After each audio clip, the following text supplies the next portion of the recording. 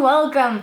Autumn is in full swing, and what better way to enjoy this colorful season than with a jar of zakuska?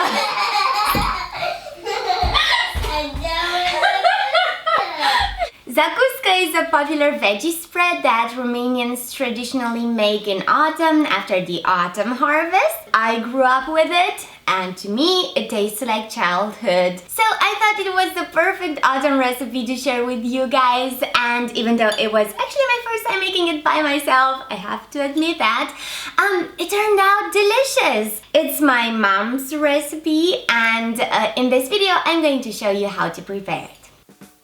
You will need the following ingredients.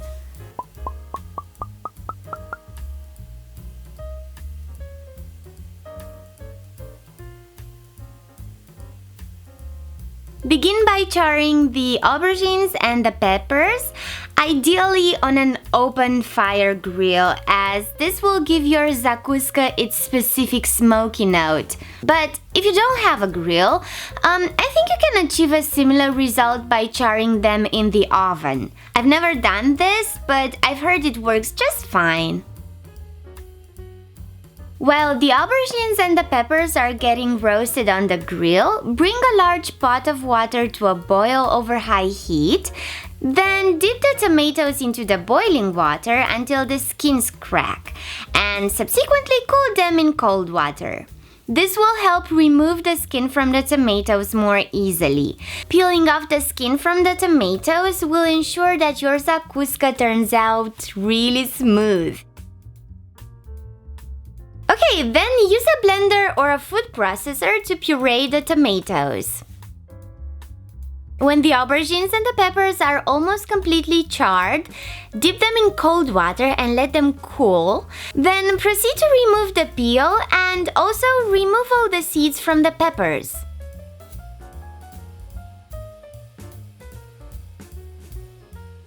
Let the aubergines and peppers drain in a colander while you chop the onions. In the next step, chop the aubergines very finely until they become a paste. Traditionally, you would use a special wooden knife called tocator or tocator de vinete. And I know Romanians will eat me alive for using a metal blade to chop the aubergines, which is obviously very frowned upon in Romania. But I don't have a wooden knife, sorry. Put the peppers through a meat grinder if you have one. I don't own a meat grinder, so I use a food processor instead. Remember to just pulse a few times until the peppers are finely chopped, but try not to turn them into a paste. Now go ahead and heat the oil in a pot and then add the chopped onions. Cook them until they become soft and translucent, but make sure not to burn them.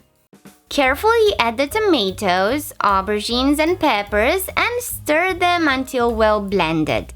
Then leave them on the stove until they start boiling. In the meantime, preheat the oven to 150 degrees Celsius. Cover the pot with a lid and place it in the oven. By the way, you should use an oven-safe pot. I forgot to mention that, sorry. You can also cook everything on a stove at low heat, but if you choose to do so, you have to stir it all the time so that it doesn't stick to the bottom. Also, you have to be very careful when stirring because that sauce will jump around like crazy and you can get some really nasty burns. It's safer to place it in the oven, and this will also give your zakuska a very smooth and fine texture. Let it simmer for about 2 hours, then add the salt, peppercorns, honey and bay leaves. Let it simmer for 1 more hour or until the oil rises on top, and then take it out of the oven. Don't turn off the oven, by the way. Carefully pour the zakuska in jars, then place the jars into the oven for about 15 minutes. Turn off the heat and let the jars inside the oven until they cool down. I left them in there until the next day. Now your zakuska can be stored in your pantry for up to a year.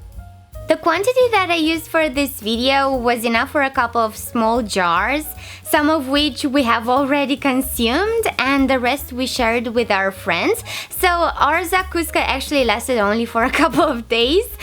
But of course you can adapt the quantity to your own needs. Next time I'll definitely make more. Romanians usually eat it on bread. What I like to do is to add some crumbles of shepherd's cheese on top, as well as some fresh parsley. So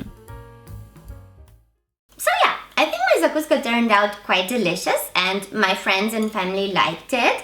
So if you're going to give this recipe a try, don't forget to share the result and tell me if you liked it too. I hope you do. Alright, I'll see you next time. Be happy.